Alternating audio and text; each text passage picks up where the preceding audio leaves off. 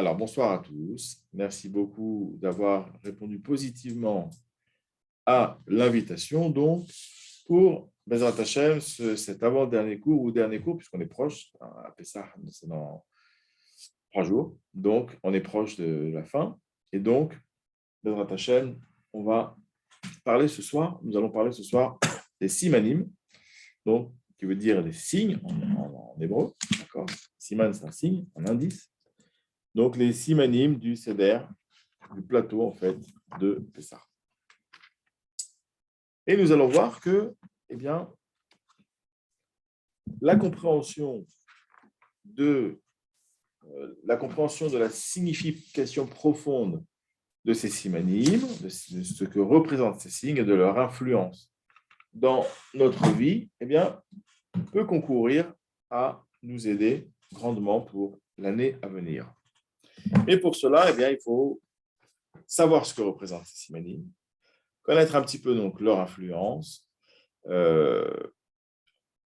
avoir conscience aussi, parce que même si on les connaît, il faut avoir conscience après, pendant la soirée de Pessah, de ces simanim, et évidemment savoir que c'est quelque chose d'assez caché, puisqu'en fait c'est directement issu de la Kabbalah. Mais on ne peut pas faire autrement avec Pessah. Si on veut vraiment comprendre ce que représente Pessah, on est obligé de rentrer un petit peu dans des notions kabbalistiques. Et donc, comme ce sont des notions secrètes, il faut accepter qu'on ne comprend pas forcément tout de prime abord. Il faut accepter aussi qu'on n'en parlera pas forcément aux convives.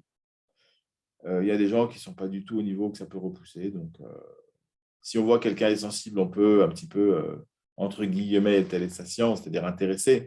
Mais il faut savoir que ça reste quelque chose de caché, que le Mekadesh, le Baal HaSeuda, celui qui va mener la soirée, eh bien, a en tête, d'accord, pour réussir le Seder. Et puis, mais ce n'est pas forcément quelque chose qui va faire l'objet de Divrei Torah ou d'explications dithyrambiques aux invités. Ça aussi, c'est important de savoir. Et puis, il faut savoir que si finalement, on n'a pas conscience de ce que représentent les simanim et de quoi faire à quel moment, avec quelle intention, ce n'est pas grave. On n'a pas pour autant raté la soirée. Voilà. Alors, donc ça enregistre, super. On va y aller. Alors, il faut savoir que, en fait, le Seder de Pessah représente en fait une naissance, une conception, à la fois une conception et à la fois une naissance. C'est-à-dire qu'en fait, le Baal HaSeuda, donc celui qui va mener le Seder, d'accord, même si on est tout seul, en fait, le Baal HaSeuda va en fait se recréer. Il va se recréer ce soir-là. Il va se recréer entièrement pour une année. Et cette recréation va en fait être un processus de recréation spirituelle. Or, il est écrit, notamment dans Pirkei Avot, Shlosha Shutafim, qu'il y a 3 associés, Shlosha Shutafim, pour la création d'un Ben Israël. Il faut un papa, une maman, et il faut Hachem, Akadosh Baruch Hu. Et en fait, qu'est-ce que va être cet enfant qui va être à la fois conçu et qui va naître à la fin du Seder, à travers toutes les différentes étapes du Seder qui passent par tous ces simanim, ces signes, quel va être en fait cet enfant? Eh bien, cet enfant va être un enfant spirituel, parce que il faut savoir qu'il y a 2 ma'arechet. Une ma'arechet, c'est un système, d'accord? Il y a 2 systèmes de travail sur soi, en fait, dans le judaïsme. J'en parle souvent, je le dis souvent. Il y a le système de création et de développement physique, qui est en fait le système de Elul et Tishrei, les fêtes de Tishrei. Il y a le système de création et de développement spirituel, représenté par, en fait, les fêtes de Pessah, qui se poursuivent par le Homer et qui aboutissent à Shavuot. Donc, on a 2 systèmes en fait, de développement et de création et de développement. Un système physique qui va me faire adhérer au divin à travers en fait, le prisme du corps, c'est-à-dire pendant les fêtes de Tishrei, je vais éduquer mon corps. Je vais éduquer mon corps à se soumettre à Hachem d'après des règles. Alors qu'au contraire, toutes les fêtes de Pessah, je vais éduquer ma Neshama. On avait fait un cours qui avait été très apprécié d'ailleurs, c'est vrai qu'il était assez beau, sur une notion originale, la Teshuvah de la Neshama. Il est dans ma chaîne YouTube, Yaakov Laguerre au passage. Et la Teshuvah de la Neshama, c'est l'idée que finalement la Neshama peut partir de travers, peut être mal éduquée ou peut manquer un petit peu d'adhésion à Kadosh Baruch Hu et qu'il faut la corriger. Cette correction de la Neshama, à travers la définition claire des concepts dans lesquels nous vivons spirituellement, eh bien cette correction se fait à Pessah. Et donc, cette Leïda, c'est-à-dire cette naissance, cette conception et cette naissance de nous-mêmes à Pessah est en fait une conception et une naissance spirituelle. Donc, nous allons mettre au monde une idée. Quelle est l'idée maîtresse? Ça, vous allez certainement me répondre. Je veux que ce cours soit un petit peu interactif parce qu'il est profond, donc j'ai besoin de savoir où vous en êtes, et puis j'aime bien l'interaction aussi pour ceux qui me connaissent. Quelle est l'idée maîtresse qu'on va chercher à faire naître lors du Seder de Pessah, aussi bien pour soi et en soi que pour les Bnei Beto, les invités, et notamment chez l'enfant? À votre avis, quelle peut être cette idée?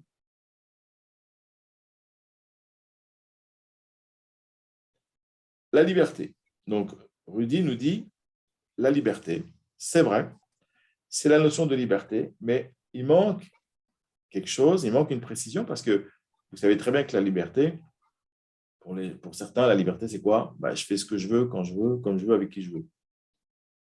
De quelle liberté est-ce qu'on parle ici? Quelle est l'idée de quel type de liberté est-ce qu'on va parler? Quel type de liberté nous allons faire naître à travers la soirée du Seder de Pessah?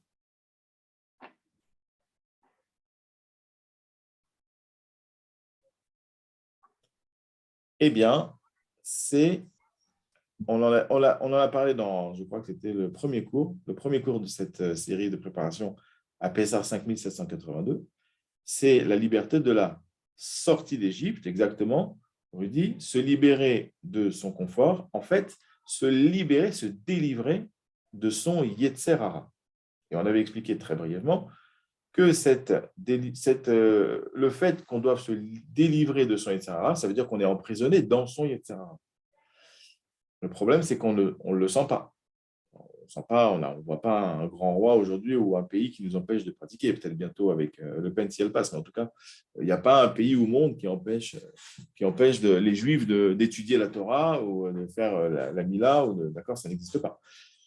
Ça serait l'émanation physique d'un Yetzer Hara qui nous empêche d'accomplir la Torah. Donc, c'est difficile de sentir que notre Yetzer Hara, d'abord, de sentir notre Yetzer Hara, c'est difficile de sentir qu'il nous emprisonne et c'est difficile de se dire, du coup, de quoi je dois me délivrer.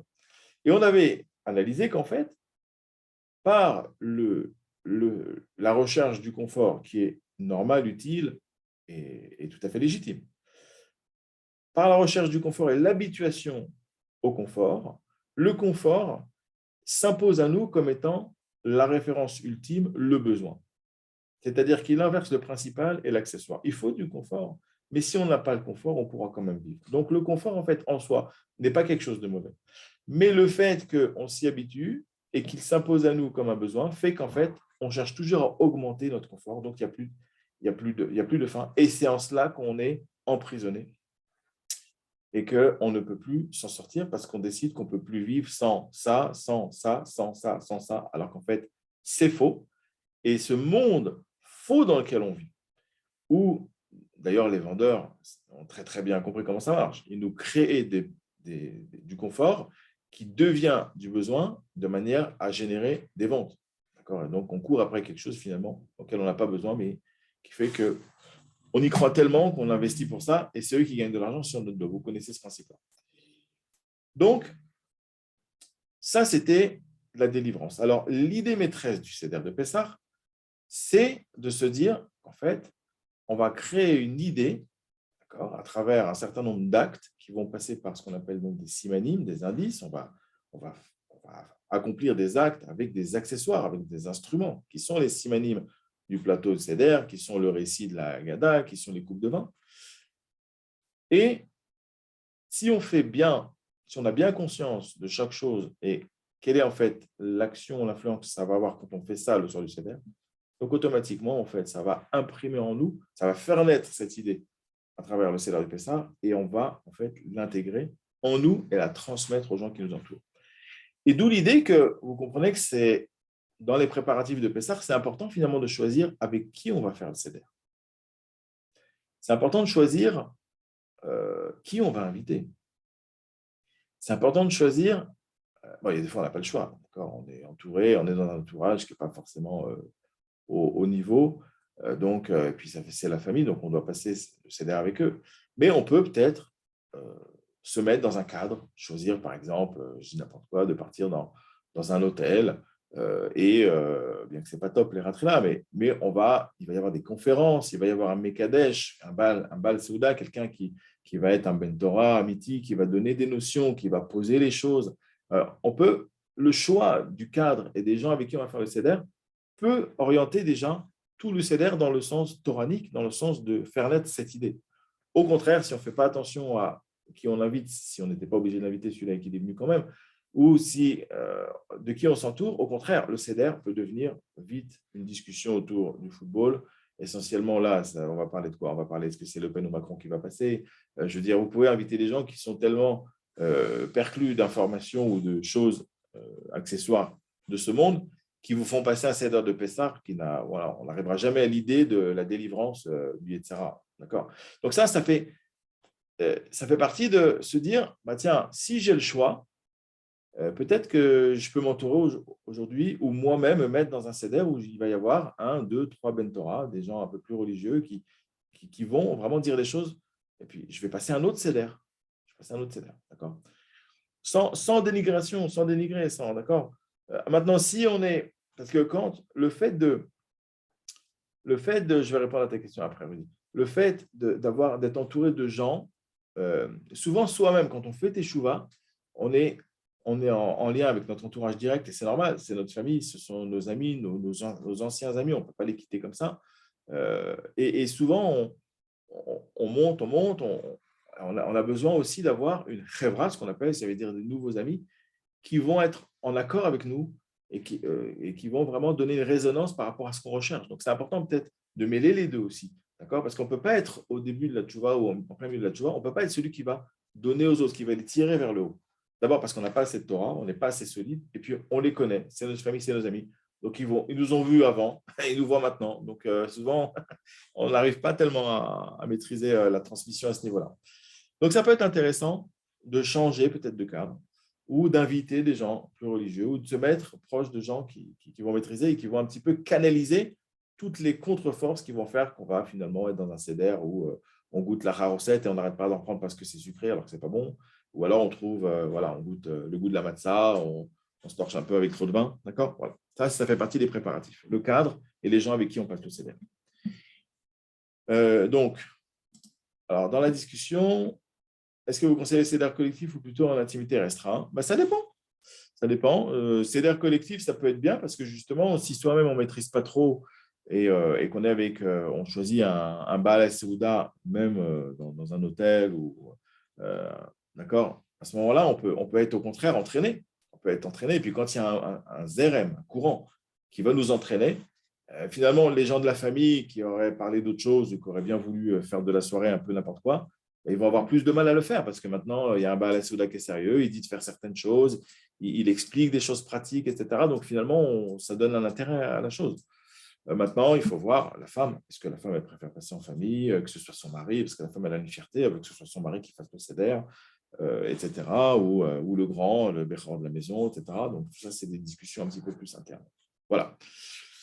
Donc, maintenant qu'on a compris que c'est cette idée qu'on va faire naître, en fait, c'est cette idée du triptyque, le Père, la Mère et Dieu, d'accord, qui dans la Torah sont à l'origine de la naissance. Donc, en fait, cette idée du triptyque, elle va se retrouver dans la soirée à travers un certain nombre donc, de simanim. Au premier desquels, il faut d'abord voir la soirée en global. Il faut savoir que les matzot vont représenter en fait le papa, essentiellement, ce que le papa va donner. D'accord. Le vin va représenter essentiellement ce que la maman va donner. Et la lecture de la Haggadah va représenter ce que Akadosh Baruch Hu va donner. Chacun, il va donner une partie. Dieu, il va donner toute la partie spirituelle, en fait, de l'homme. D'accord. L'homme et la femme vont donner différentes parties. Donc ça, il va y avoir un travail au niveau des matzot, au niveau donc aussi donc le fait de raconter la Haggadah, le fait de s'imprégner de Emouna, le fait de par la sira en fait, par le fait de parler, il faut savoir que le fait de parler, ça fait qu'on s'attache à quelqu'un. On s'attache par la bouche. On se relie par la bouche. C'est d'ailleurs pour ça que P, en Gematria, c'est PE. P, c'est 80, et c'est 5, ça fait 85. C'est la même Gematria que Mila. Même Yud, Lamed, He, même 40, Yud, 10, ça fait 50. Lamed 30, 50 et 30, 80, et He, 85. On se relie par la Mila. C'est marqué Vayeda et Chava. C'est marqué qu'Adam Arishon, il a connu Chava. C'est un langage agréable, beau, propre, pour dire qu'il a eu une relation intime avec elle. C'est par là-bas qu'on fait un. Parce que Ahava, c'est 13. C'est 13, c'est Echad. Donc, quand on aime, on va se relier par la Mila, on va faire un. Donc, la relation, elle se fait aussi par P, par la bouche. C'est pour ça que le Pirkei Avot te dit Altar besicha imaisha. Imishto, amru hachamim. Kol shekem imeshet ravero. Ne multiplie pas des paroles inutiles avec une femme. Avec ta femme, les hachamim, ils ont dit. À plus forte raison, avec la femme de ton ami. Pourquoi? Parce que tu vas te relier. Tu te relies, plus tu parles à une femme, et plus tu vas te relier à elle. Donc, si tu parles avec une femme qui n'est pas la tienne, tu vas te relier avec elle. Donc, c'est pour ça qu'il faut faire attention. Donc, par la bouche, qu'est-ce qu'on va faire? On va se relier à la Emouna en Hachem, puisque toute la Haggadah, en fait, va consister à raconter la grandeur d'Hachem, à raconter comment Hachem, ce qu'il a fait pour impressionner les bénis Israël, pour que les bénis Israël n'aient plus peur des Égyptiens et que les bénis Israël croient qu'ils peuvent sortir avec Hachem. Donc, ça va être tout le travail de la Haggadah, de se relier par la bouche, en fait, à la Emouna en Hachem. On va voir plus tard, Bezrat Hachem, le travail au niveau des matzot et du vin. En tout cas, voilà la première Ma'arechet, le premier système un petit peu triptyque en global. Alors, il faut savoir maintenant que spirituellement, en fait, la base de la spiritualité de la Torah est constituée de 10 séphirotes en Kabbalah. Les 10 séphirotes représentent 10 mondes qui ont chacun en fait une influence sur la matière. Les 10 séphirotes correspondent en fait aux 10 manteaux qu'Akadosh Baruch Hu a revêtus à la création du monde lorsqu'il a pratiqué ce qu'on appelle le Tzimtzum.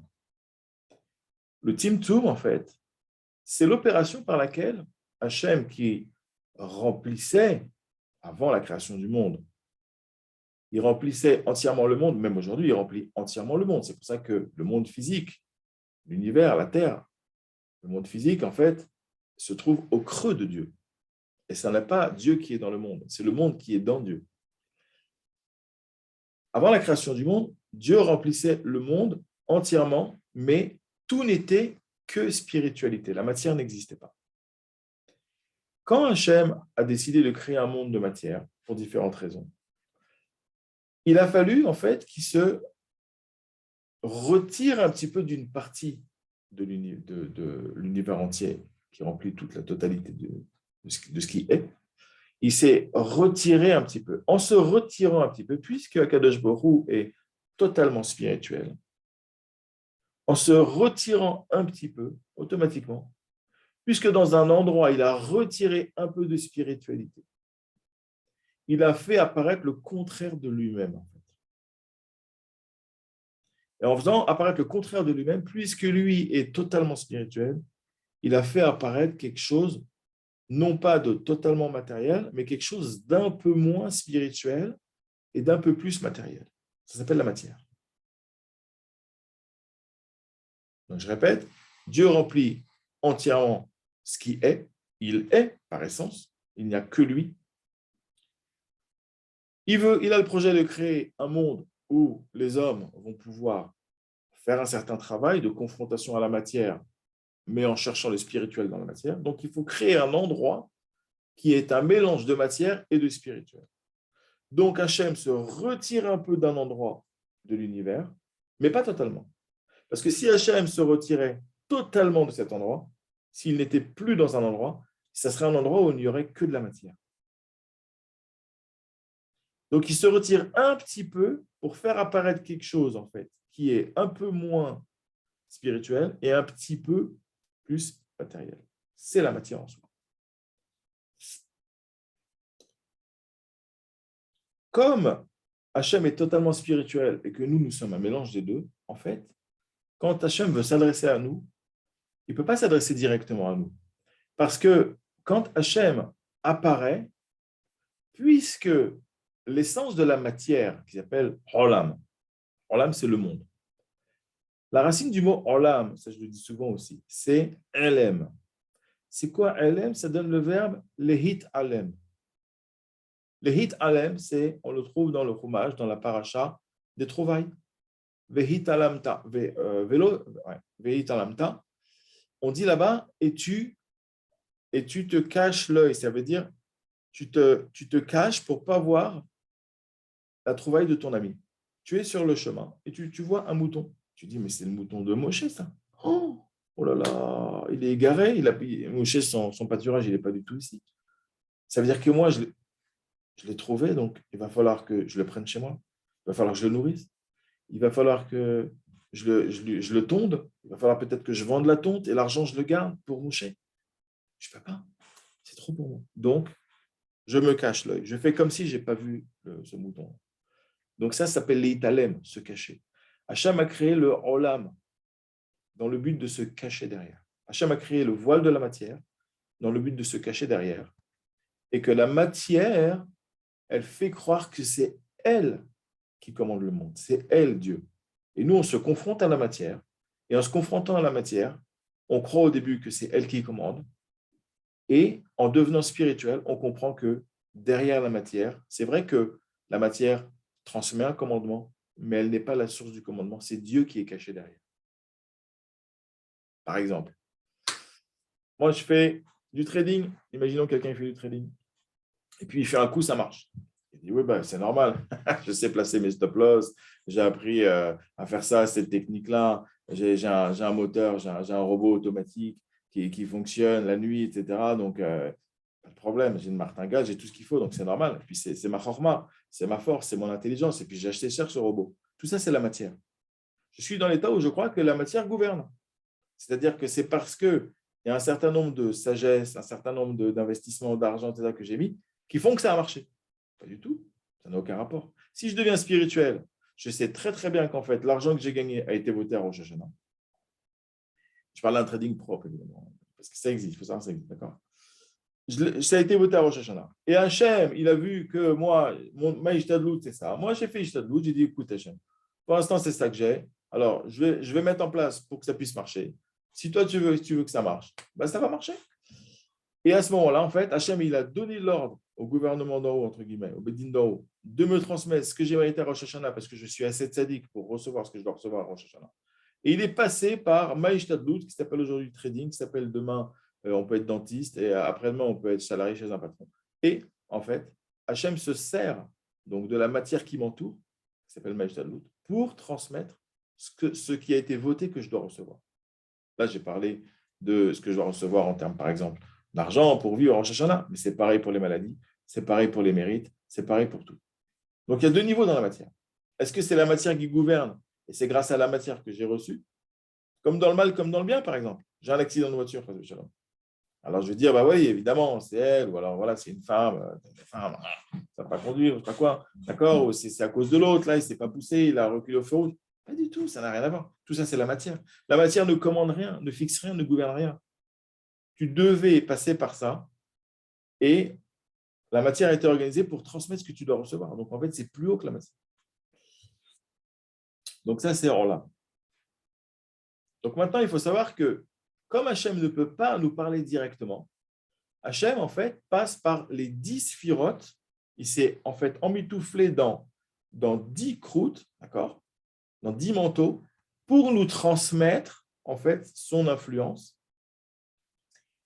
Et c'est ça, donc, qu'on a dans le plateau de Pessah. En fait, on a la présence des 10 séphirotes.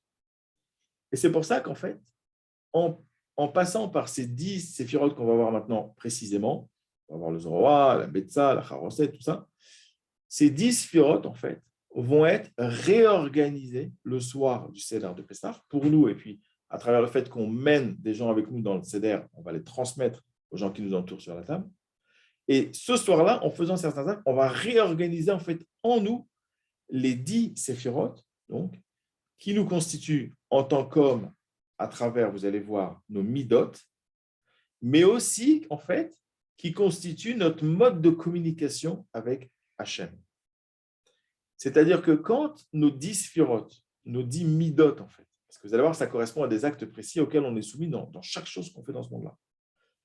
Quand ces 10 sphirotes sont bien réorganisées en nous, elles sont équilibrées, nos 10 sphirotes, donc nos 10 midot, en fait, on agit bien, on est en adhérence avec Hachem, et en fait, on est complètement en adéquation avec le Torah, et donc on est en harmonie complète entre ce en quoi on croit, ce qu'on est intérieurement, et ce qu'on fait être dans la réalité. Est-ce que vous avez des questions sur ce qu'on vient de voir? C'est un peu haut là, c'est pas du... ça change un peu. C'est Kabbalah, quoi. On est un petit peu obligé d'aborder ces choses-là. Est-ce que vous avez une question éventuellement avant qu'on continue? Moi, je dirais simplement que c'est excellent la façon dont vous le présentez, parce que Ouais. souvent, c'est présenté d'une manière, d'une telle complexité qu'on en reste dubitatif. Ouais. Alors que là, je vous remercie de votre clarté. Ah, d'accord. C'est gentil. Très bien. Donc, le cours est fini. Donc... non, non, non, ce n'est qu'un début. Le cours ne fait que commencer. Ce n'est qu'un début. Ouais, d'accord. Zemmour aussi, il a dit c'est qu'un début, mais il a dit sur autre chose. Bon, un peu d'humour. Je ne suis pas en France, mais je suis très au courant de tout ce qui se passe. Comme j'ai beaucoup, la majorité de mes élèves sont en France, il faut que je sache un petit peu l'ambiance générale. OK, alors on y va. Alors, quelles sont ces 10 sphirotes qui sont présentes dans le plateau de Pessah? Donc, pour ça, je vous conseille soit d'ouvrir une Agada et de regarder le plateau, soit de télécharger vite fait sur Internet, vous tapez plateau du Seder et puis vous allez regarder. D'accord? Ou alors, oui, je pourrais ouais, c'est vrai, c'est une bonne idée, je pourrais le transmettre à l'écran, mais j'ai peur que ça fasse une perturbation au niveau de la technique. Et ça serait dommage, puisque le Yetzer Hara est aussi présent. Si vous saviez la journée que j'ai passée, jusqu'au dernier moment, j'ai failli pas faire court. Donc, alors, imaginez, vous avez le plateau de Pessah. Bon, il y a plusieurs versions dans le plateau. D'accord? Là, je vais vous donner la version en fait, qui est entre guillemets la bonne. Parce que des fois, vous avez toujours un penchant artistique dans le plateau, il replace les choses différemment, etc. D'accord? Là, le plateau tel qu'il doit être, donc je vais vous le montrer. Je vais vous le faire. Vous allez l'imaginer. D'accord. Alors, donc il est rond, évidemment. D'accord. Et il est posé devant le Baal à Séouda.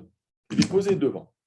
Maintenant, à la tête du plateau, d'accord, en haut du plateau, c'est le cas de le dire, vous allez avoir en fait ce qui constitue la tête du Baal à Séouda. La tête du Baal à Séouda. Comment est constituée la tête d'un homme? En fait, le cerveau est constitué de 3 parties. D'accord? Le cerveau droit, le cerveau gauche et le cervelet derrière. D'accord? Le cerveau droit correspond à Chokhmah. C'est la matzah, c'est la première matzah, la matzah du haut. Le cerveau gauche correspond à Bina. C'est la deuxième matzah qui va être cassée. Et le cervelet correspond en fait à la troisième matzah. Il correspond en fait à la troisième matzah au cervelet. au da'at. Au da'at, d'accord. On va voir après, Chochma bin da'at, à quoi ça correspond. Les 3 matzot au-dessus du plateau correspondent à la tête de l'homme. Vous avez en dessous quelque chose qui va correspondre au bras droit, au bras gauche, au tronc. Et après, vous avez la jambe droite, la jambe gauche et la mila. Alors, à droite, on y va. Donc, en fait, sur le plateau, c'est comme si en fait, le bébé qui va naître, il est allongé en fait comme ça. Il est allongé sur le dos. Qu'est-ce que je raconte, pardon ? Sur le ventre, Mechila. Sur le ventre. La tête, elle est vers l'autre bout de la table. Les pieds sont vers moi. Et en fait, je vois le dos du bébé. Je vois donc sa main droite, sa main gauche, comme ça. Et après, j'ai le prolongement du dos. Et hop, sa jambe droite, sa jambe gauche et la petite Mila toute mignonne au milieu. Alors, le bras droit, ça va correspondre en fait à ce qu'on appelle Zeroa. Donc, c'est l'épaule. D'accord ? C'est cet os. D'accord ? Cet os qui va correspondre en fait au chesed. Parce qu'il faut savoir que dans le monde de l'acte, le monde spirituel va être représenté par les 3 matzot. La tête, c'est normal. Pourquoi ? Parce que la tête, c'est le siège, c'est le cerveau, c'est le siège de la spiritualité. Il faut savoir d'ailleurs, c'est très très beau, on apprend ça du Rav Yeshurun de Marseille à propos tout ce qui va concerner le Lachon HaKodesh, l'hébreu ancien, l'hébreu Kodesh, qu'en fait, la Neshama, en fait, se trouve dans le cerveau. Et la Neshama, c'est un manteau de Dieu. La Neshama n'est que spirituelle.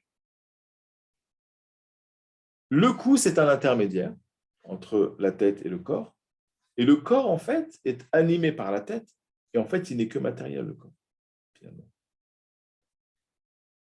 Et il faut savoir que la tête qui représente Akadosh Baruch Hu, en fait, le cou représente, en fait, l'endroit où vont passer dans le monde toutes les prières qui vont monter vers Hachem. Et le corps représente, en fait, les langues et représente aussi, en fait, les bénis Israël qui vont prier, qui vont orienter leur prière à travers le cou pour remonter jusqu'à Akadosh Baruch Hu. Akadosh Baruch Hu, donc ça représente la Neshama, la spiritualité, la tête. Le cou, c'est le Beth Amikdash. En fait, c'est le côté la Maharavi aujourd'hui. Et les bénis Israël qui prient dans toutes les langues, ils prient en fait tous vers le cou, vers le côté la Maharavi, plus tard vers le Beth Amikdash, pour que ça remonte en fait jusqu'à Akadosh Baruch Hu. Ce qui correspond aussi, puisque j'ai appris ça donc, dans le fascicule du Rabbi Yeshurun sur la Shana Kodesh, ce qui correspond aussi à l'hébreu, c'est la tête en fait, c'est la Mishnah. C'est la Mishnah. Et en fait, j'ai un problème technique, je ne sais pas ce qui s'est passé dans ma caméra, mais ce n'est pas grave. Ça met un peu de piquant. Et en fait, alors, attendez une seconde. On va étudier en fait dans toutes les langues, ça correspond au corps, et on va étudier en fait le Talmud qui correspond au cou, parce qu'en fait, le cou représente l'araméen. C'est pour ça qu'en fait, la Mishnah est en hébreu. Mishnah d'ailleurs, c'est les mêmes lettres que Neshama. La Mishnah est en hébreu.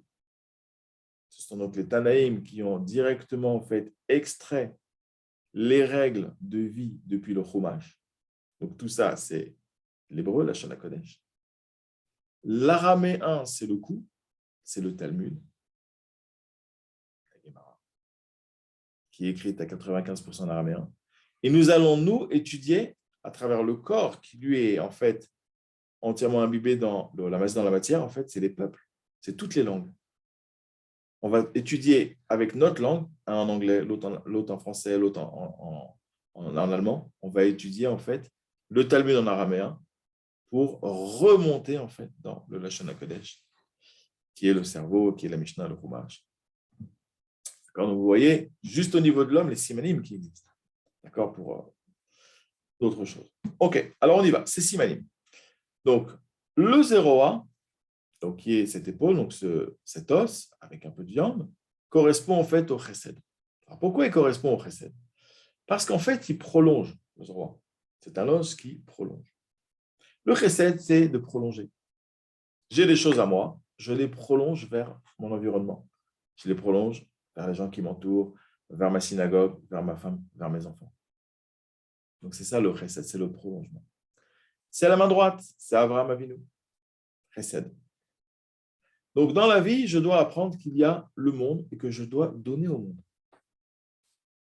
Ça, c'est chesed. Donc c'est un acte, vous voyez, mais en fait, c'est aussi une sphira.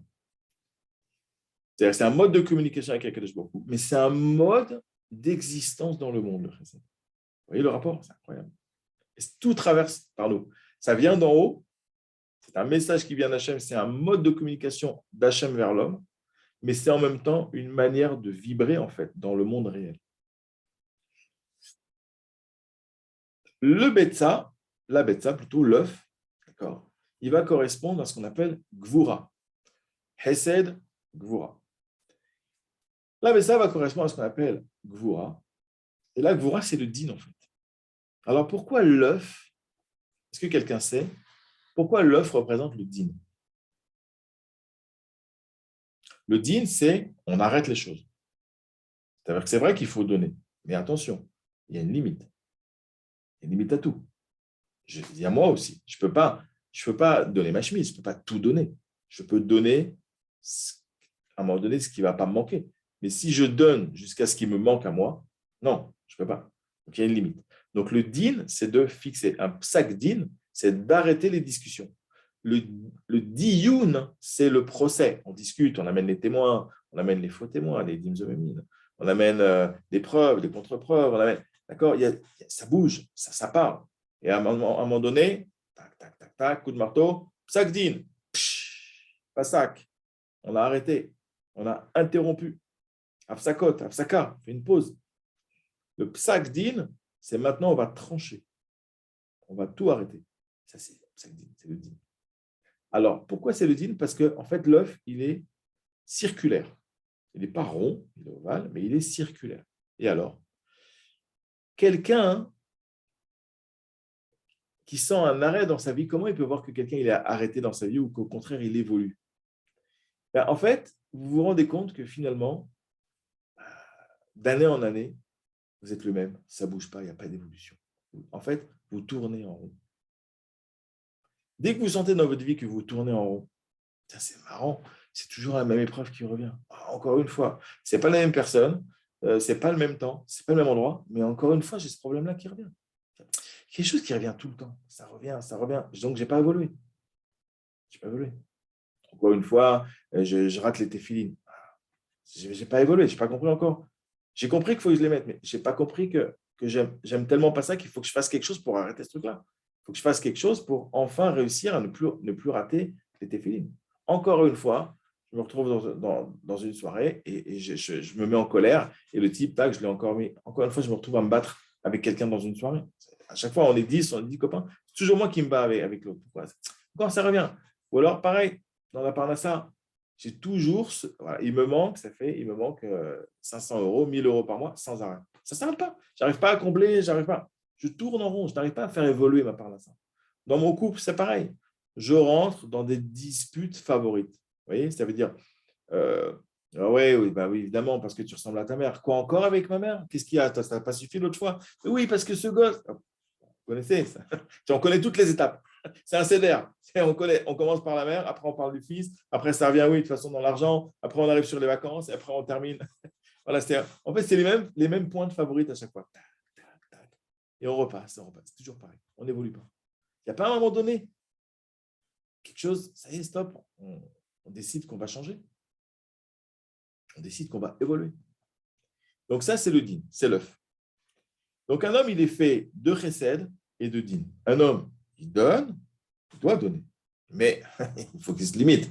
C'est le jeu, si le jour où tu reçois ton salaire, tu donnes tout ton salaire à la synagogue parce que tu es un bal chesed, quand tu vas rentrer à la maison, ça va être la danse avec ta femme. D'accord? Elle va te dire, écoute, d'accord, mais maintenant, comment on paye le loyer? Ah, mais j'ai fait une mitzvah. D'accord, mais nous aussi, on est là. Ta femme, tes enfants, on compte un peu. Tu donnes trop là-bas et pas assez chez nous. D'accord? Donc ça, c'est chesed et din. Maintenant, au milieu, on va avoir le maror. Le maror, donc, qui représente l'herbe amère. L'herbe amère, en fait, l'amertume, c'est quoi? C'est que les choses ne sont pas comme j'aurais pensé qu'elles sont dans la réalité. En fait, la vie, c'est une épreuve. La vie, c'est une épreuve. Et la vie, c'est amer. La vie n'est pas un long fleuve. Et ça, c'est l'amertume du maror. Ça, c'est ce qu'on appelle Tif Eret. C'est Yaakov Avinu. Yaakov Avinu, c'est une vie d'épreuve. Que des épreuves. Une épreuve après l'autre. Une épreuve après l'autre. Il a Esav. Il demande à se reposer. Il a Yosef et Tzadik. Il a Dina, la pauvre. Tac, elle est prise de force. Il veut se marier avec Rachel. Non, on lui donne Léa. Il veut quitter Léa. Il est obligé de partir comme un voleur. C'est poursuivi par Lavan. Il se fait maudire. Il est obligé de quitter sa mère un certain nombre d'années. On lui reproche de ne pas avoir fait Kibbutz Avim, mais il est obligé de partir. Sa mère lui-même, il dit quitte pas. Donc, c'est que des épreuves. Ça, c'est le maror. Alors, pourquoi le maror, il vient après le chesed et la gvura? Parce qu'en fait, on a énormément de mal à savoir quand on n'est pas formé. Et c'est le but de cette soirée, justement, de tout remettre en place comme il faut. On a énormément de mal à savoir jusqu'où donner et à partir de quand s'arrêter. Et donc, en fait, on est toujours dans l'épreuve.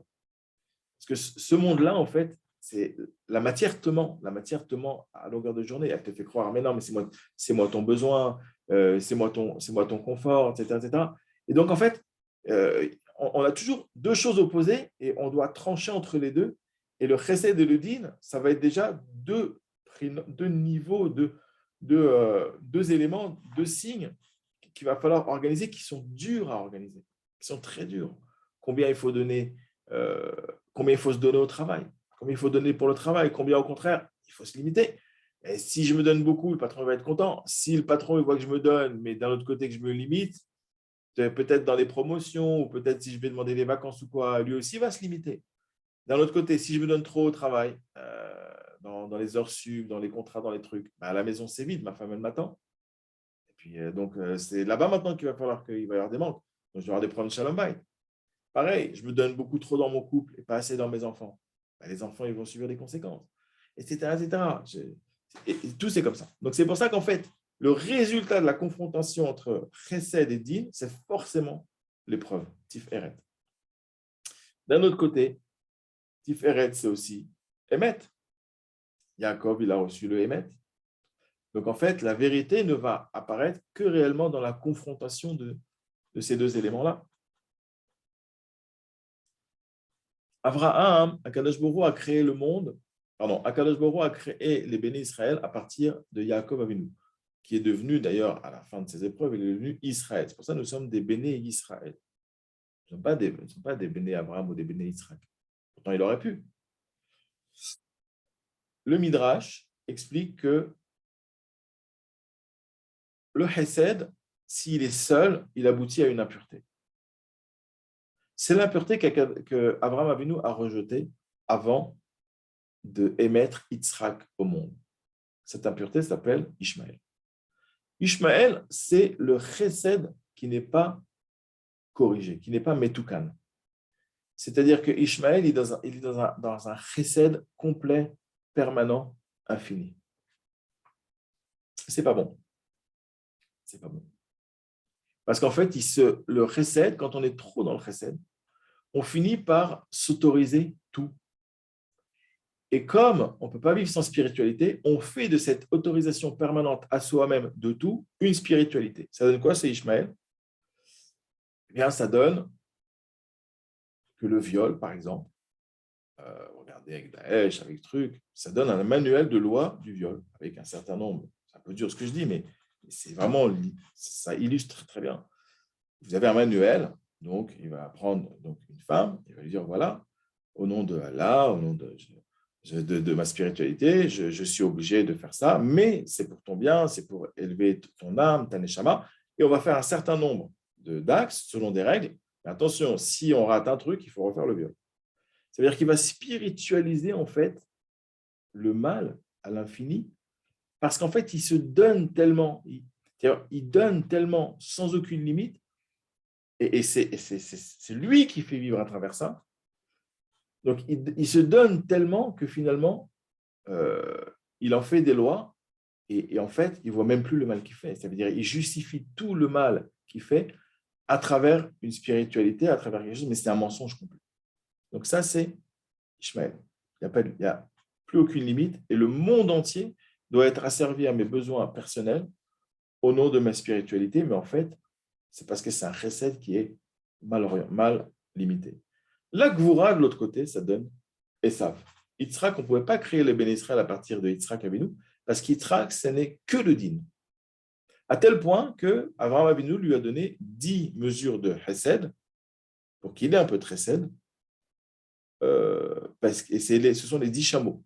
Parce que le chameau, c'est Gamal, c'est le Gomel. Gamal, ça vient de Gomel Chesed.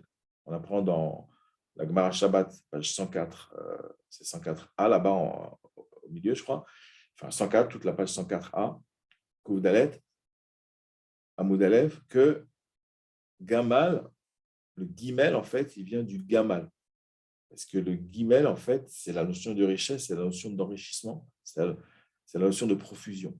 Parce que, en fait, il vient du Gomel Chesed. Le Gomel Chesed, c'est celui qui donne. Pourquoi il donne? Parce qu'il a tellement qu'il donne.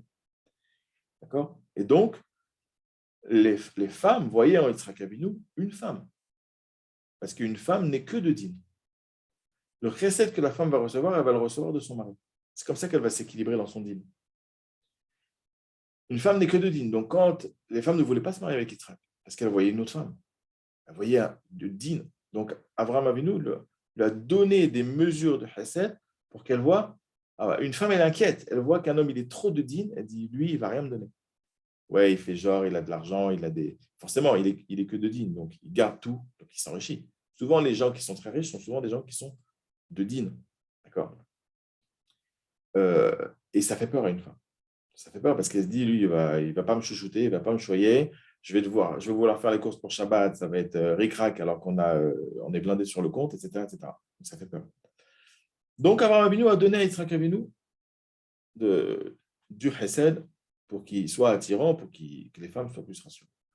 Alors, ça donne quoi le din non metukan? Le din qui n'est pas réparé. Le din infini. Ça donne le nazisme. C'est quoi le din en fait? Le din, c'est vrai qu'il y a le monde et je dois donner au monde. Mais il y a moi. Je ne peux pas tout donner. Il faut que je me limite. Ça, c'est quand il y a les deux. Mais s'il n'y a que le din, il n'y a que moi. Donc, s'il n'y a que moi, eh bien, tout ce qui est moi doit exister et tout ce qui n'est pas moi n'a pas le droit d'exister. C'est le nazisme, où on arrête toute évolution possible de tout. L'équilibre entre les deux, c'est la Rachmanout, c'est Yaakov Avinu. C'est une épreuve, mais quand on maintient l'équilibre entre les deux, comme le fait Yaakov Avinu, puisque Yaakov Avinu, c'est quoi? C'est Yaakov, c'est le Yud. Le Yud, c'est la spiritualité. Haramim, ils expliquent que la lettre Yud représente la spiritualité de la Torah, mais pas n'importe quelle Torah. C'est la Torah reçue au Har Sinaï. Le Yud de Yaakov, c'est la prise avec la Torah d'Akadosh Baruch Hu, la Torah qui sort, qui sort de la bouche d'Hachem. Et il la rentre profondément dans le Ekev. Ekev, c'est le talon. C'est quoi le talon? C'est ce qui foule la matière.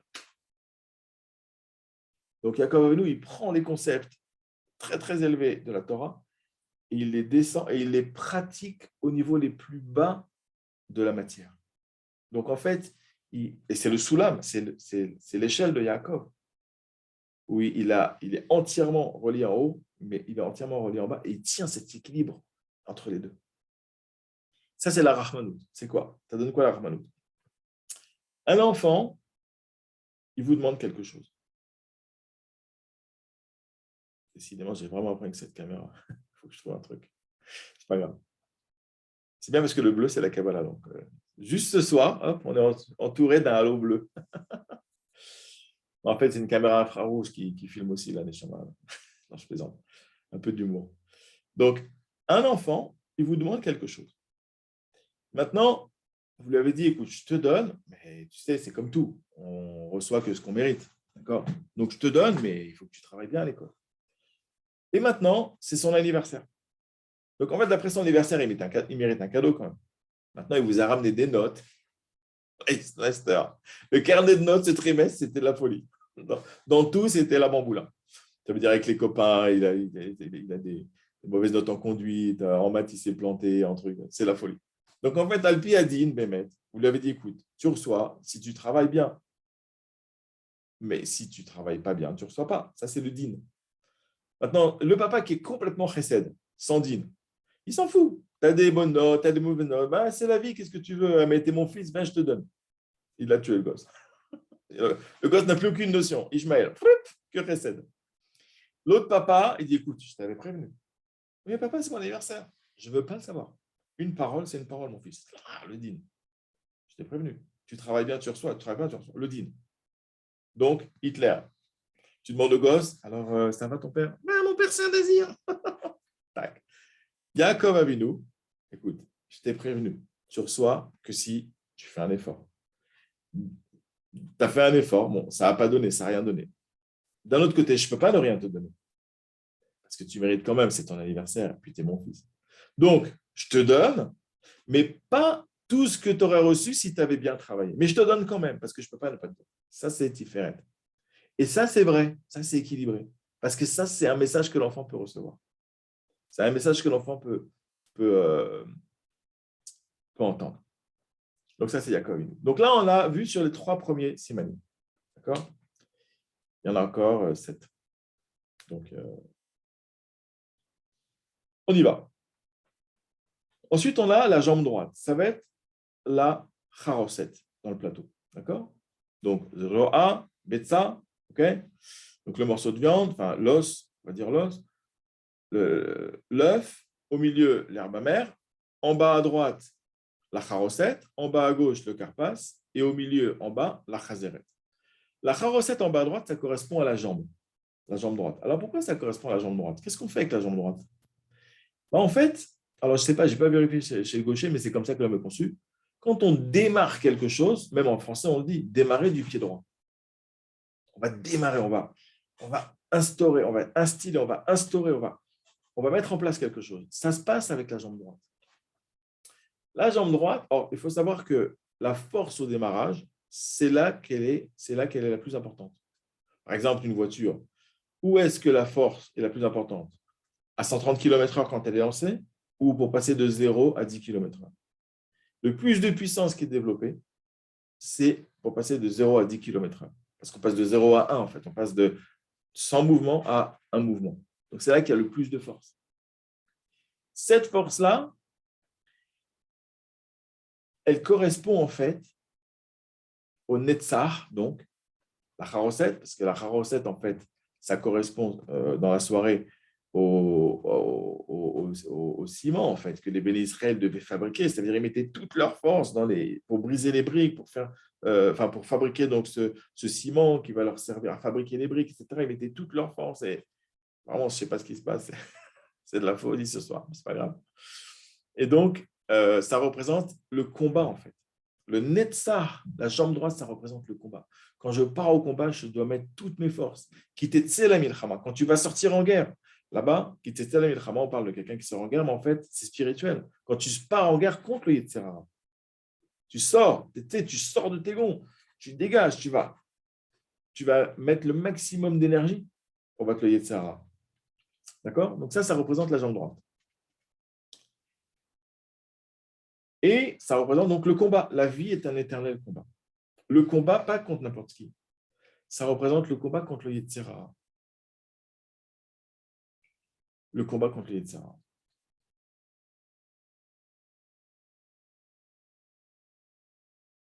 Et la jambe gauche, c'est le karpas. Ça, c'est ce qu'on appelle hod. Netzach, jambe droite. Hod, c'est la jambe gauche. C'est quoi hod? C'est la hoda'a. C'est le remerciement. C'est le fait que c'est vrai que la vie est un éternel combat et nitzachon, ça veut dire la victoire. On va gagner. Les natseach, par exemple, mes enfants ils me disent minitseach. On a joué. Qui c'est qui a gagné? Au jeu de société, minitseach. Qui a joué? Qui a gagné? Donc, le netzar, c'est la notion de combat gagnant contre les Yetzirah. Ça, c'est la jambe droite. La jambe gauche, c'est, n'oublie pas que si tu as gagné contre les Yetzirah, c'est parce qu'Hachem, il t'a fait gagner. Ce que dit le Messilat Yesharim dans son introduction. Ne crois pas que tu dois te passer de combattre. Tu dois faire Ishtadlut. Tu dois te confronter au Yetzirah pour le battre. Mais quand tu as gagné, n'oublie pas que c'est Hachem qui t'a fait gagner. Hod, c'est le remerciement. Toute la journée, tu remercies Kadosh Baruch Hu de ce que tu as reçu et de tes victoires. Tu as eu des victoires, tu reconnais. C'est vrai que j'ai fait un effort. C'est vrai que ce magasin, il est bien, Baruch Hashem, il y a des bonnes ventes, il n'y a pas de voleurs chez les vendeurs, c'est harmonieux, ça fait longtemps que ça existe. Ça, c'est Netzach. Tu t'es bien battu, tu es arrivé à quelque chose. Mais d'un autre côté, remercie Hachem. Remercie Hachem que c'est Akadosh Baruch Hu qui t'a fait arriver là. Ce qu'il a dit, par exemple, Yosef Hatzadik, il a dit quoi à Yaakov Avinu dans sa lettre? Hachem m'a mis à la tête de l'Égypte. Il n'a pas dit, regarde, je suis le roi d'Égypte. Il a dit, Hachem m'a mis à la tête de l'Égypte. Il reconnaît, c'est Hod. Donc ça, c'est Hod. Toute la journée, je remercie Akadosh Baruch Hu. Et on arrive à la 9e, c'est Chazeret, donc la dernière qui part. Donc entre les jambes, en fait, ça correspond à la Mila, à la Brit Mila, et ça correspond donc à Yesod. Donc je résume, Chesed, Chesed, Gvura, Tif Eret, c'est le tronc, jambe droite, Netzach, jambe gauche, Hod, et la Mila, Yesod. Alors, c'est quoi le Yesod? C'est le fait d'intégrer les choses. C'est le fait de transmettre aussi. D'accord? C'est-à-dire qu'en fait, je suis réellement moi-même abouti.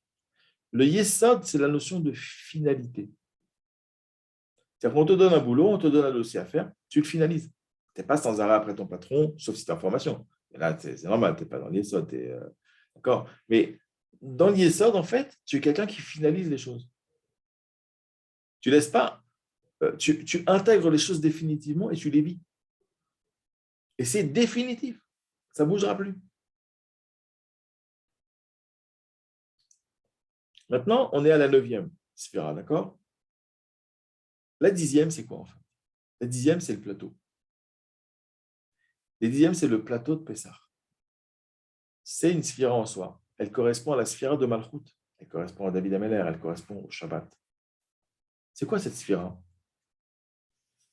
En fait, chaque acte, chaque mida que je viens de développer, je donne, la Gvura, je sais me limiter. Le Tiferet, je sais équilibrer les choses, je sais équilibrer les opposés de manière à produire quelque chose de productif et qui est stable.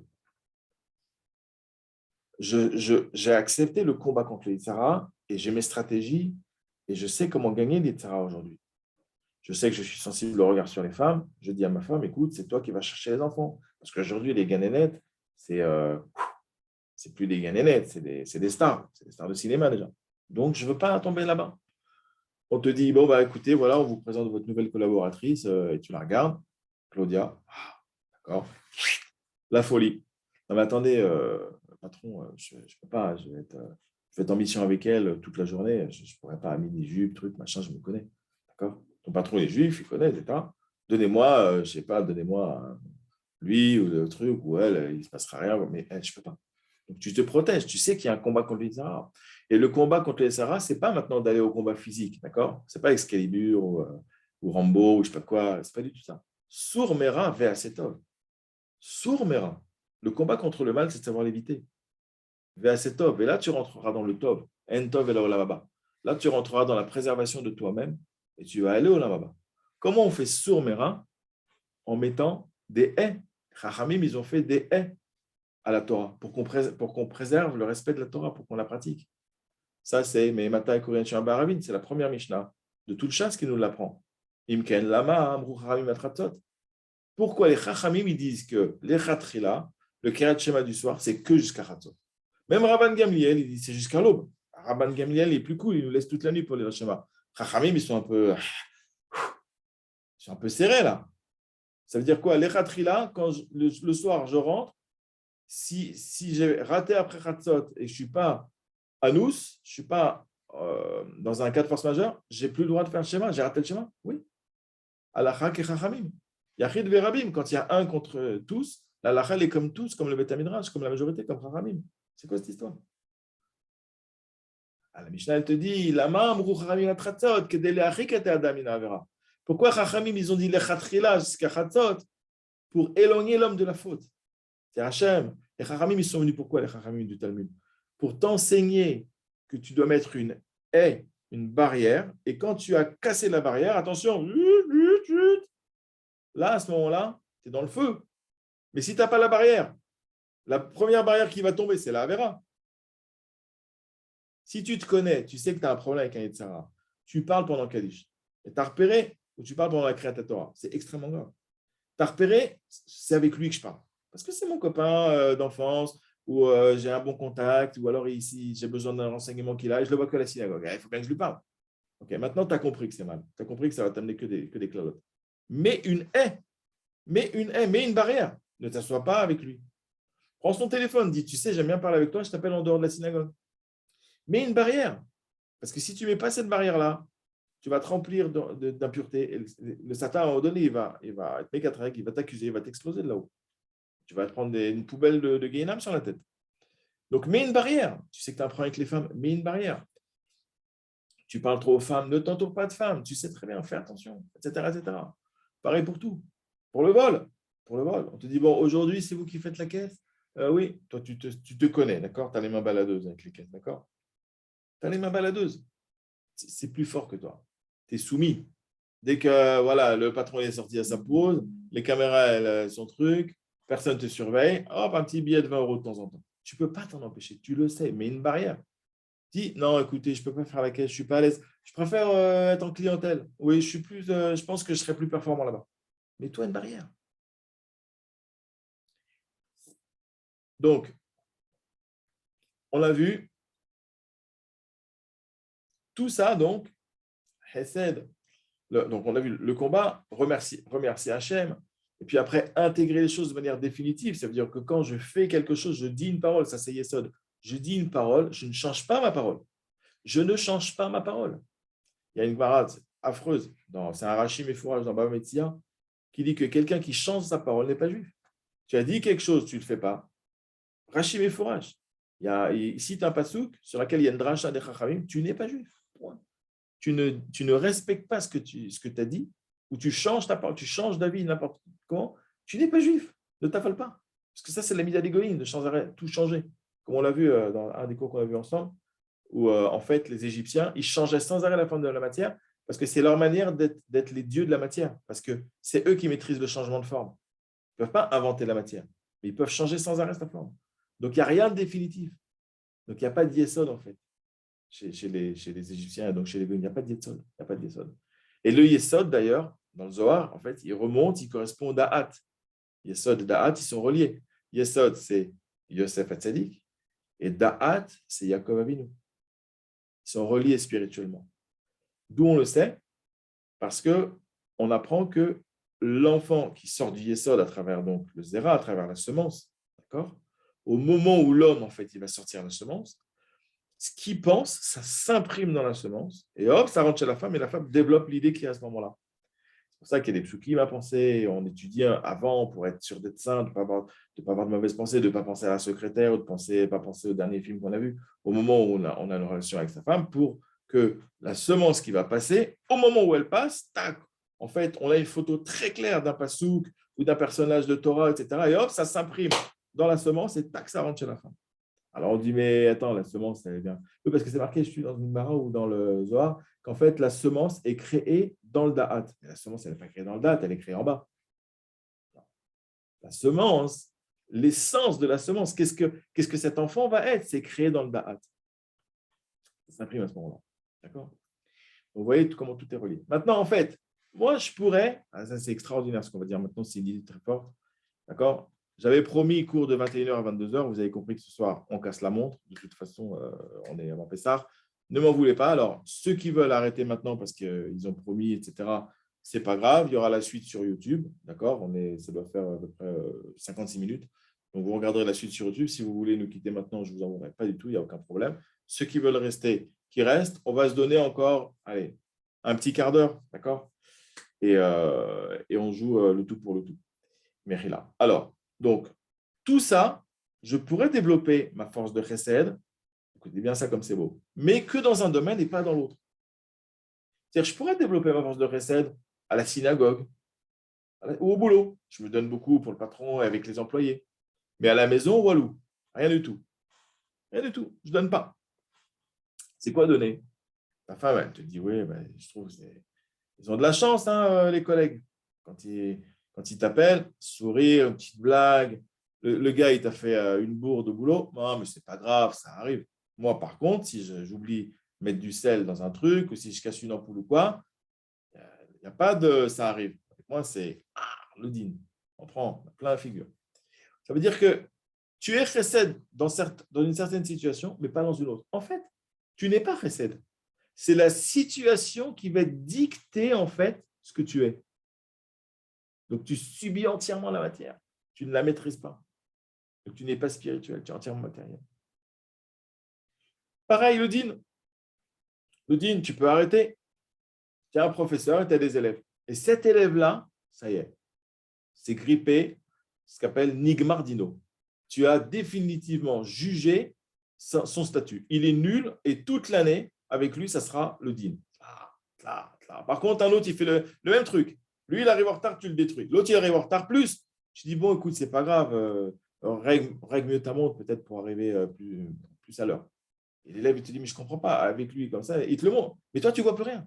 Tu vois plus rien. Avec lui, tu es de dîne, avec lui, tu es de chesed. Donc, en fait, c'est pareil, la situation, la personne te dicte ta conduite. Donc, en fait, tu subis le monde.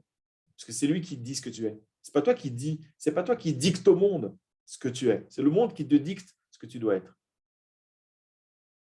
Eh bien, qu'est-ce qui va réparer ça? C'est la sphira de Malchut. C'est la Kehara, c'est le plateau. Pourquoi? Parce que chacune de ces forces-là, le Zoroa, le Karpas, la Chazeret, d'accord, le Yesod, le Chesed, toutes ces midotes-là, tu vas les harmoniser parce que dans la Kehara, elles ont une place. Chacun a sa place. La première roue à droite, c'est Yesod. C'est Chesed. Après le Chesed, vient la Gvura. Après le Chesed. Parce que la Gvura, elle n'a de valeur que si elle est mitor Chesed. Parce que si tu as de la Gvura sans Chesed, c'est nazisme. Mais si tu as du Chesed que tu ne fais pas suivre par la Gvura, c'est Ishmaël. Donc, il y a un ordre, il y a une place. Chaque chose, elle prend sa place. Ça, c'est la Kara. Et vous savez ce que représente Alpi Kabbalah la Kara? Ça représente la femme. C'est pour ça que la Kara, c'est Shabbat. C'est le Shabbat. C'est David Ameller. C'est-à-dire que la Sphira de Malchut, c'est elle qui va donner sa place, qui va faire que tu vas être Meller Malchut. C'est quoi un Meller? Un Meller, il tranche pour tous ces sujets. C'est lui la source de la décision et du comportement de tous ces sujets. C'est lui qui dicte à chacun de ces sujets qui il est, quelle est sa place dans le royaume, qu'est-ce qu'il doit faire, qu'est-ce qu'il doit subir, qu'est-ce qu'il doit recevoir. C'est ça la Malchut. Donc, c'est toi qui vas décider, voilà ce que c'est que le Chesed. Voilà ce que c'est que la Gvura. Voilà ce que c'est que le Yesod. Voilà comment on finalise. Voilà comment on se bat contre le Yesara. Voilà quand est-ce qu'on remercie Hachem. Tout ça, ça prend sa place. Et c'est uniquement ce qu'on... Et ça donne un homme. Vous avez compris? Parce qu'il y a les deux bras. OK? Chesed, din. Donc l'os, l'œuf. Au milieu, le tronc. En bas, jambe droite, jambe gauche. Et au milieu, la mila. Ça donne un homme. Ça donne un enfant qui va naître. Et un homme ne devient un homme que s'il se confronte à une femme.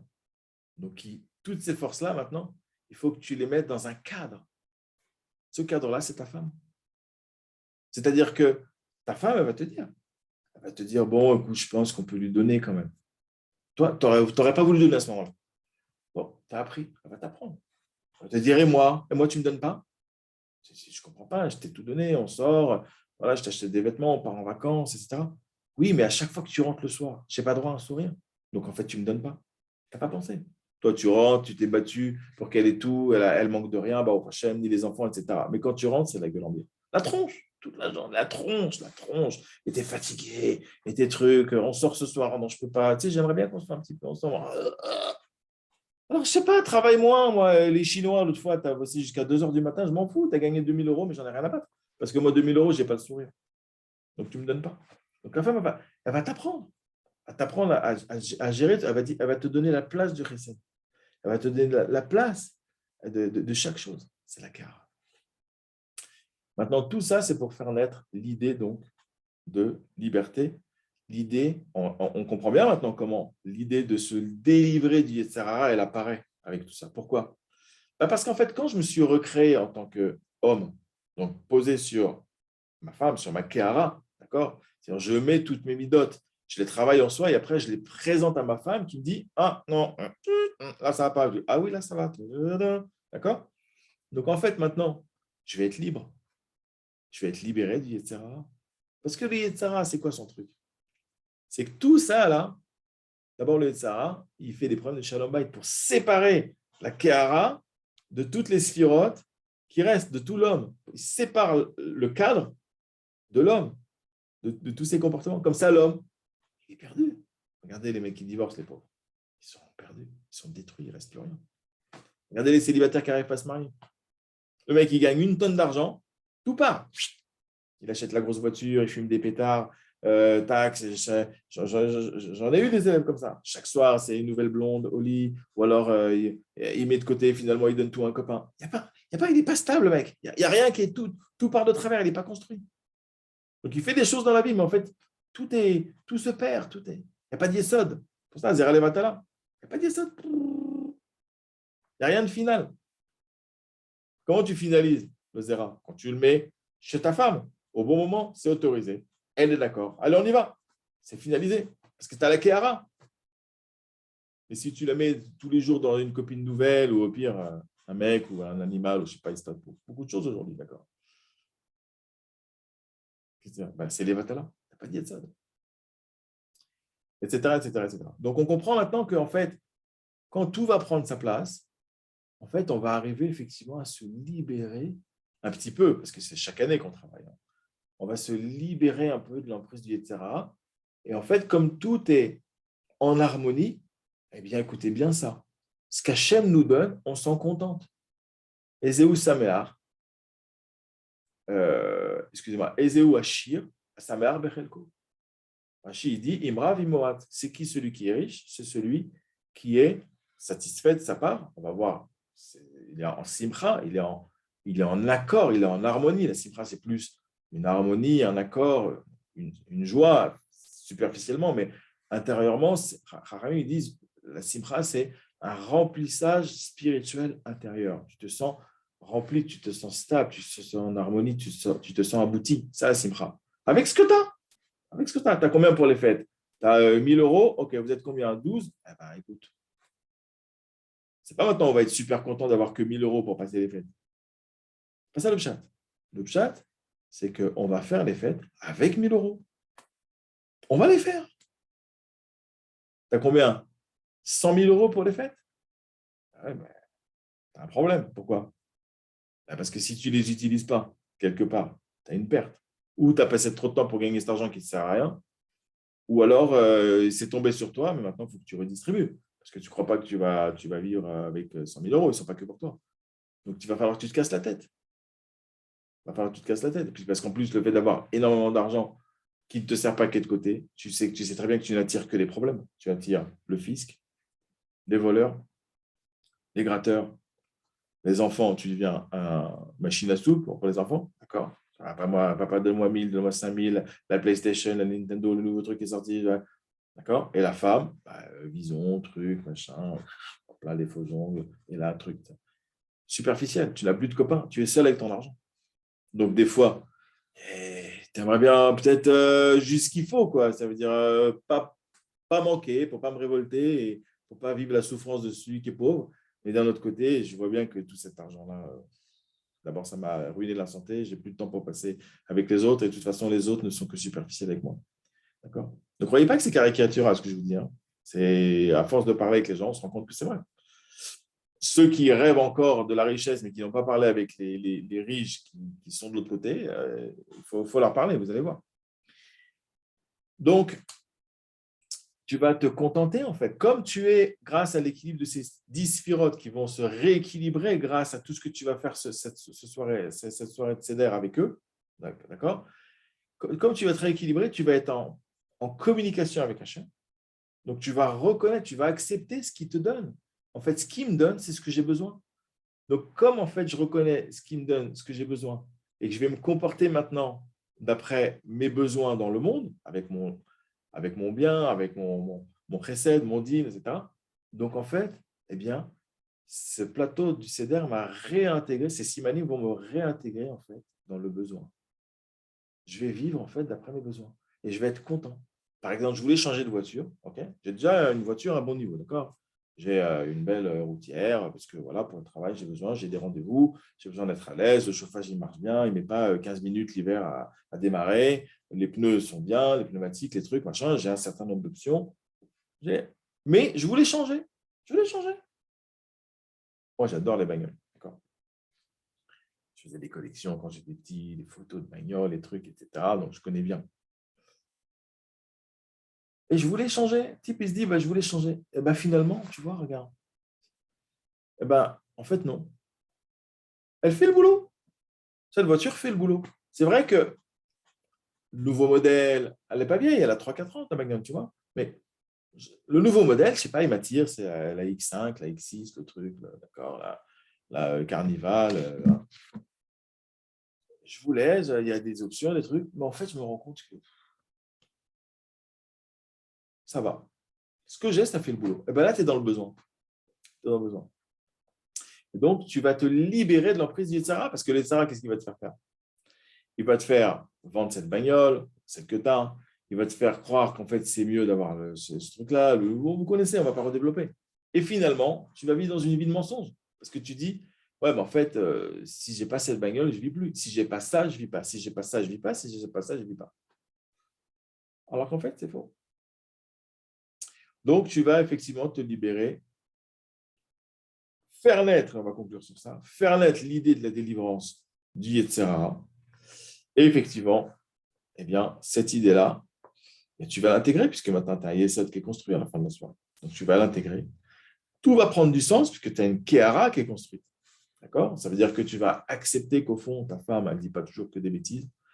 Elle te dit des choses qui sont souvent vraies. Simplement, comme c'est un peu profond, et comme tu n'aimes pas qu'on te dise ce que tu as à faire, ça t'érisse un peu le poil, tu aurais préféré le trouver tout seul. Et puis finalement, en réfléchissant, tu te dis, ouais, en fait, c'est ma femme qui a raison. Moi, je voulais partir 2 semaines là-bas pour 7 000 €, 8 000 €. En fait, on a loué un truc, VVF. Bon, on a fait des grosses courses avant. C'était sympa, un gîte. On en a eu pour presque la moitié. 3 500 €. On a passé 2 semaines impeccables. On a fait 2 3 excursions à gauche. On va savoir qu'est-ce que j'aurais fait dans ce club pendant 15 jours. Qui j'aurais rencontré, qui serait passé. Finalement, voilà, avec moins d'argent, on a passé des vacances. Finalement, c'est bien. D'accord. Et ta femme, elle t'a dit, parce qu'une femme qui aime son mari, elle fait attention à son argent. C'est marqué dans la Gemara, dans Shabbat 25b, en bas. C'est marqué Zewashir, c'est Rabbi Akiva qui dit ça. Zewashir, Zesheshlo Isha Na'a B'Maasea. L'homme riche, c'est celui qui a une femme qui est belle dans ses actes. Et c'est quoi une femme qui est belle dans ses actes? Le commentaire a dit, c'est une femme qui fait attention au mammon, qui fait attention à l'argent de son mari. C'est quoi l'argent? C'est ce que l'homme il achète à sa femme. L'homme il achète un manteau à sa femme, il y fait attention. La femme qui n'aime pas son mari, qu'est-ce qu'elle lui dit? Et combien tu as fait? 10 000, je veux 15 000, retourne au boulot. Parce qu'en fait, il y a eu un problème. Ce mari s'est mal occupé de cette femme. Donc maintenant, elle veut lui faire manger un peu. D'accord? Hop, elle veut changer de manteau. Elle le déchire un peu. Elle dit, regarde, mon manteau déchiré, il faut en racheter un nouveau. Je ne comprends pas, ça fait 3 semaines que je l'ai acheté, je l'ai payé 1 500 €. Oui, mais bon, écoute, tu sais, je travaille beaucoup. Voilà. Comme les enfants. L'enfant méchant, c'est quoi? Il a une Nintendo, une PlayStation, d'accord? Il veut le prochain modèle. Il a vu que tu ne veux pas lui acheter. Il la casse. Ou il est négligent. Il dit, bah, papa, elle ne marche plus. Voilà.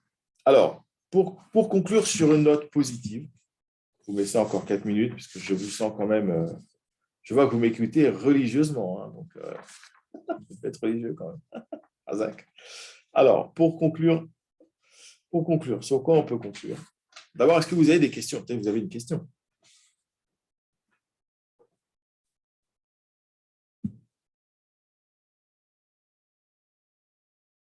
Alors, pour conclure, il y a quelque chose, les coupes de vin. les coupes de vin représentent la femme. Et si vous remarquez bien, les coupes de vin sont en dehors du plateau. Elles sont en dehors du plateau.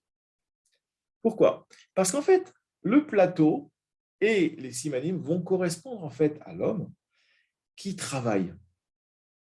Le lieu de travail de l'homme, ça va être quoi? Rachamim, ils disent que la femme, elle s'occupe donc essentiellement de la maison, même si elle sort, des fois, elle va travailler ou elle va faire ses courses, etc. Mais elle est tournée vers sa maison, la femme, d'accord?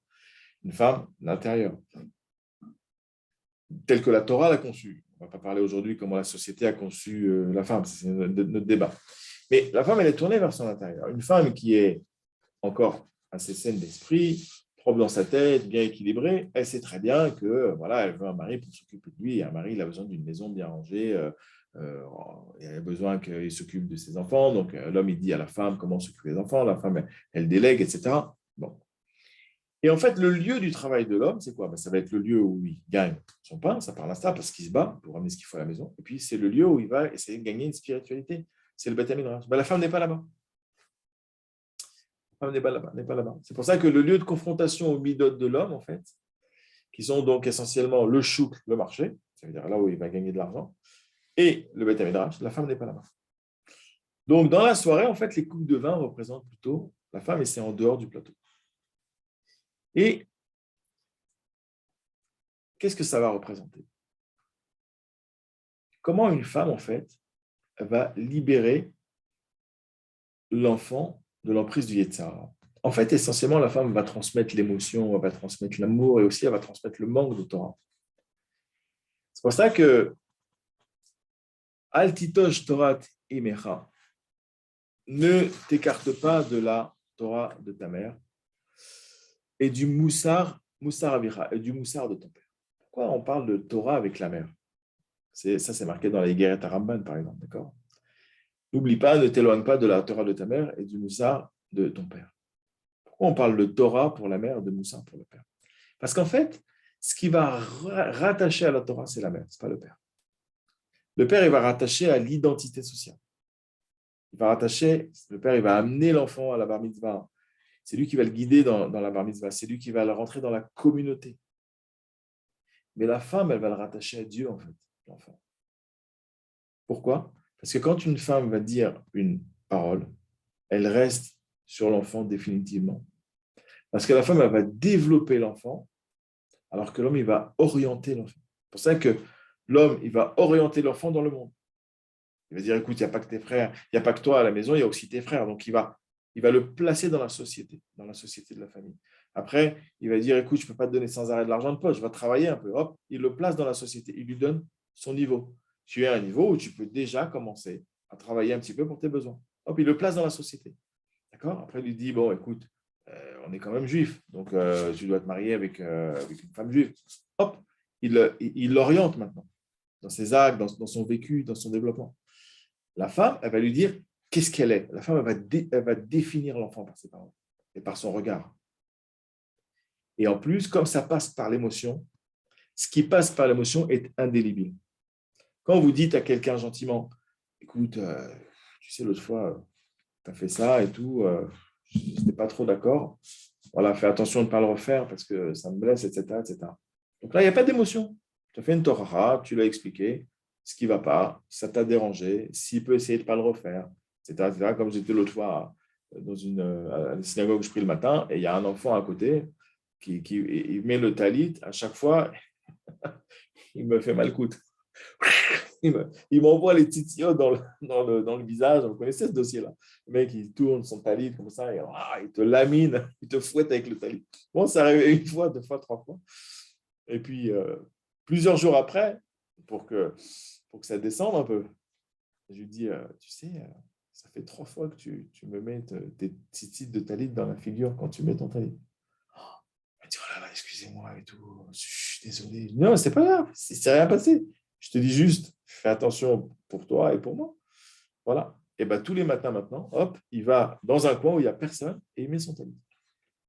Maintenant, évidemment, je ne vous dis pas ça pour frimer parce que je suis nerveux, je m'énerve aussi comme tout le monde. Mais juste ce point-là, j'ai réussi à faire un truc calme. Maintenant, avec l'émotion, ça donne quoi? Tu le détruis. Tu dis, dis-moi, tu n'en as pas marre. tous les matins, tu mets ça dans la figure. Qu'est-ce qui t'a appris ton père? Tiens, espèce de... Pareil avec la femme, problème de shalom bayit. Tu sais, chérie, là, plat, tranquille, avec l'émotion. Tu rajoutes un petit nom d'oiseau à la fin. Avec l'émotion, tu n'as pas dit un truc forcément méchant, c'est pas grave ce qui s'est passé. Mais pendant 15 ans, tu vas entendre parler de son nom d'oiseau. Puis de toute façon, tu ne m'aimes pas. Mais je ne comprends pas, je fais le maximum. Même le rabbin, il a dit que j'étais un mec super, je travaille sur moi. Oui, mais tu ne te souviens pas, il y a 7 ans et demi, ce jour-là, quand tu m'as dit ça, eh ben, tu m'as blessé à vie. C'est fini. La petite émotion-là, elle est restée à vie. Tu as rentré un truc avec l'émotion. Ben, la femme, elle transmet chez l'enfant tout avec l'émotion. Donc, automatiquement, ça reste définitivement chez l'enfant. C'est pour ça qu'une parole douce, la femme va dire « Ah là là, qu'est-ce que c'est bien d'étudier la Torah. Rien que pour ça, j'aurais voulu être un homme parce que moi, je ne peux pas étudier. Je dois me consacrer à ça et puis je ne comprends pas très bien. » L'enfant, il va entendre ça. Il va dire « Ah ouais, c'est vrai, mais en fait, il faut étudier. Quoi. Ça va rester. » Etc. etc. Pour ça, c'est ce qu'on doit penser quand on fait les Arbakosot. D'accord? Ok. Bon, écoutez. Il y avait encore beaucoup de choses à voir, mais on ne peut pas non plus passer la nuit dessus. Merci beaucoup déjà d'avoir accepté une demi-heure de plus. Je vois que vous n'avez pas de questions, donc apparemment, c'était féerique. Vous êtes emballés. Moi aussi. Donc, je vous dis à la prochaine fois. Voilà, on a fait une petite série de cours de préparation à Pessah. Qu'est-ce que je voulais vous dire d'autre? Alors, sachez que pour kiffer toute la Torah, à un moment donné, il faut être un petit peu moins dépendant donc, du maître et savoir avoir le plaisir d'ouvrir les livres soi-même et de savoir lire, de savoir maîtriser. Et je fais un petit peu de pub au passage, c'est tout l'objet de la formation de Baki Badaf, le petit macaron que vous voyez ici, .com, qui est une formation à l'étude, à l'indépendance, dans la Gemara et dans la Halacha. Donc, eh bien, je recevrai avec plaisir ceux qui veulent un jour en savoir un petit peu plus à ce niveau-là. Et donc, je vous dis, eh bien, Chag Sameach, passez de bonnes fêtes. Et ça m'a fait très plaisir donc de faire des cours avec vous. Voilà. Razak.